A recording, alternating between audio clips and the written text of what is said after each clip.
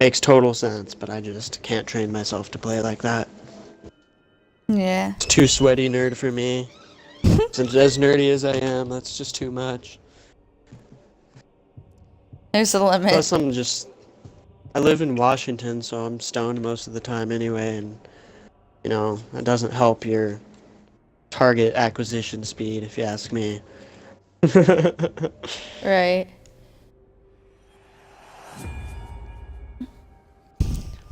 I was driving down the road today, and there's, ads on the radio for the weed stores Oh, in my Jesus. town.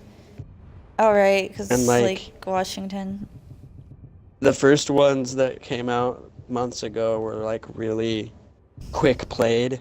Like, this place, here's the address, come get some weed. And then, like, the disclaimers, like, one of those disclaimers, it's like, and then it's, like, you know what I'm talking about? Yeah. Like, you can't even, yeah, it was like that. And now they're just all casual with, like, elevator music, like, come on down for your marijuana retail store. Station 420, the best place to get the best quality weed, and like Oh my god. just all like casual and friendly, and then the disclaimers just like some health problems may be associated with smoking marijuana. People under the age of 21 are not allowed to come in the store, and like just I was laughing today when I heard it because I remember the first ones, and like I said, they were really sketchy sounding. Like, if you caught it real quick on the radio, then you heard it. But most people probably didn't even pay attention. Right. Yeah, what?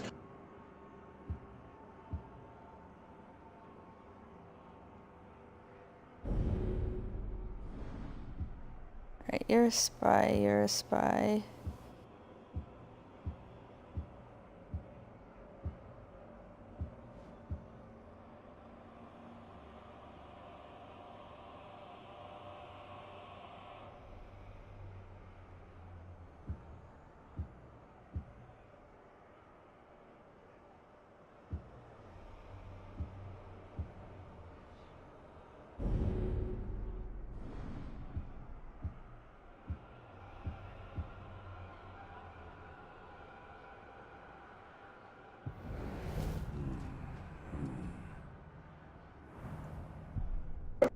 Alrighty.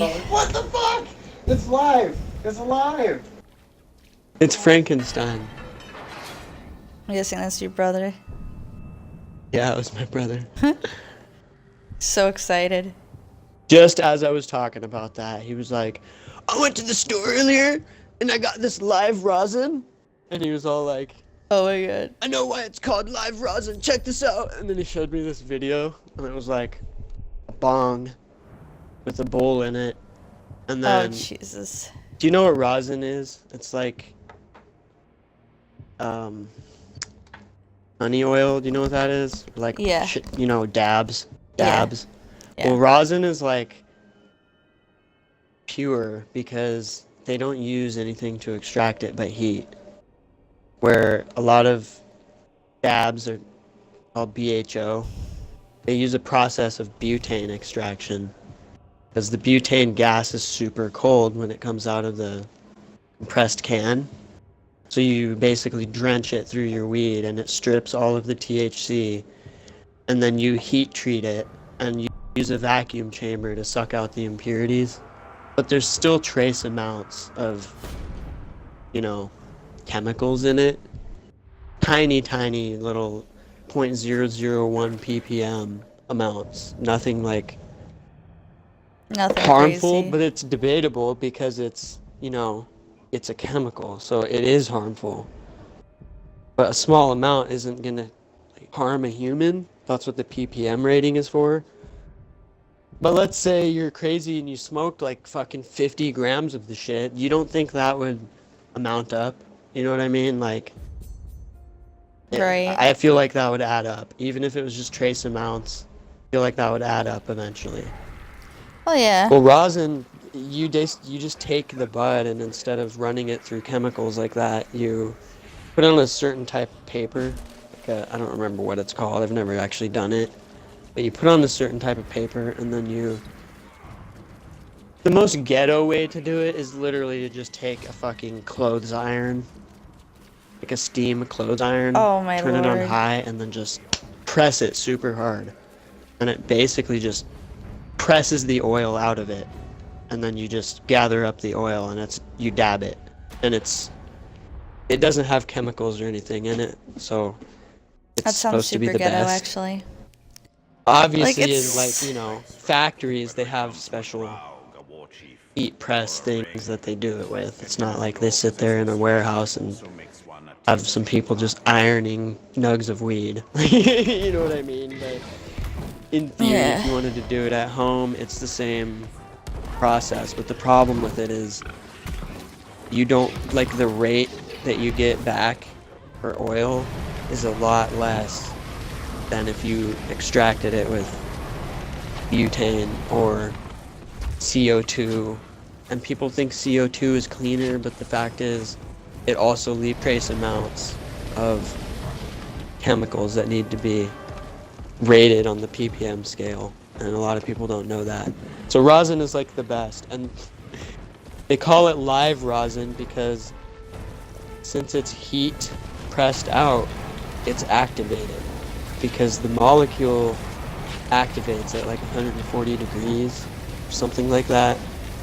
So if you heat pressed it out and it got hotter than that, then it's active. So if you just ate it, apparently, it would have the same effect as like eating brownies, because it's already like activated. That's all I can say about it. It's active. So my brother, that huge story just for this, just so you'd understand this joke. My brother comes in, has this little video, and he's like, I know why they call it live rosin. I'm like, what? And he shows me this video, and it's a bong and a bowl in it and a couple pieces of rosin on the bowl. And then as he zooms in, one of the pieces like backflips by itself. What? I swear to God, I just watched it. It fucking, little piece of it just backflips and just lands on the other side of the bowl. And I'm like, what the fuck? And he's So just laughing his ass off. And he's like, it's alive! It's alive! As he was walking out, and I was like, oh, it's fucking Frankenstein.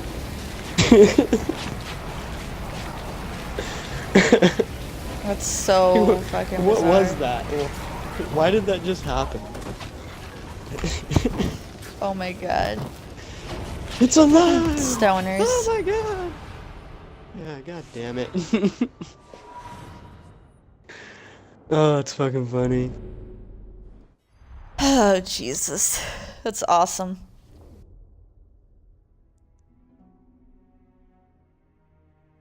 Doing over there. Oh, look at this stuff I got from the store. Like, where else? You don't hear that anywhere else. Yeah, I bought some pot at the store. I just casually strolled over my nearest convenience store and came back with pot. That's so weird. So weird that that's normal here.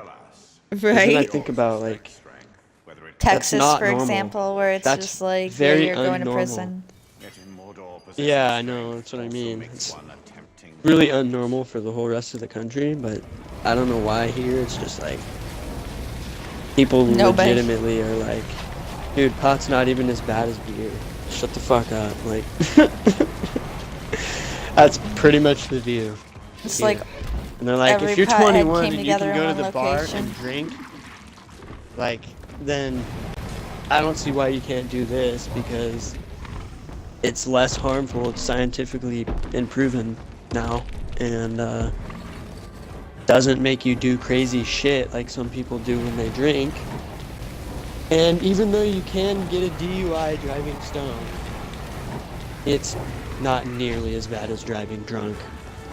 And you know that people go to the bar, they drive to the bar where they can legally sit in public and get intoxicated, and then have the option to get in their car and drive home. And that's publicly accepted by everyone. Except they sit there and, oh, don't drink and drive, don't get a DUI. It's like, well, you know, you guys What do you think? Everyone's gonna fucking call a cab to go out to the bar every time they're gonna go out to the bar? No. Maybe responsible people, but not everyone's rational. Probably 80% of the people that go to the bar are gonna drunk drive. That's just plain and simple. And they plan on drunk driving before they go there.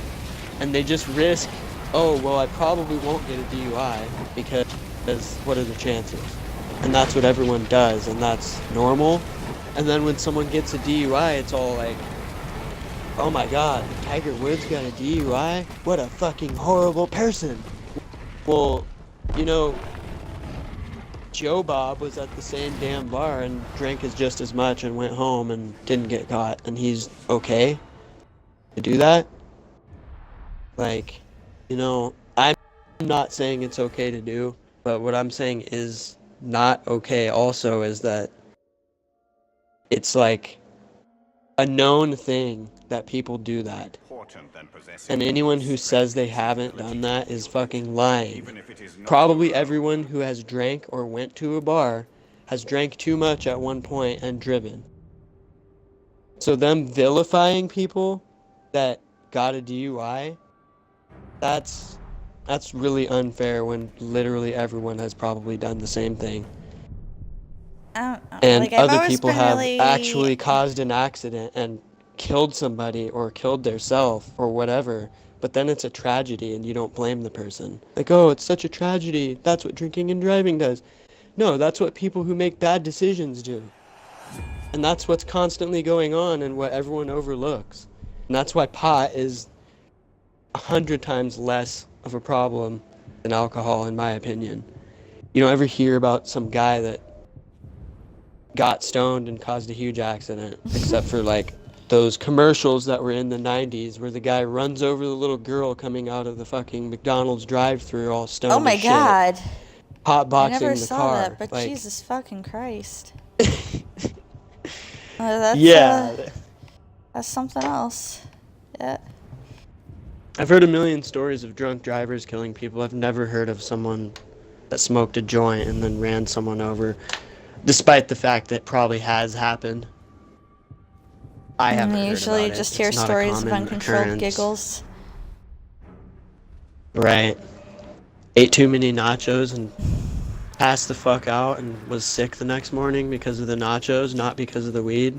Oh my god, I want nachos now. Whereas, like, I drank too many beers and ate nachos and was sick as shit the next morning because hangover. Right.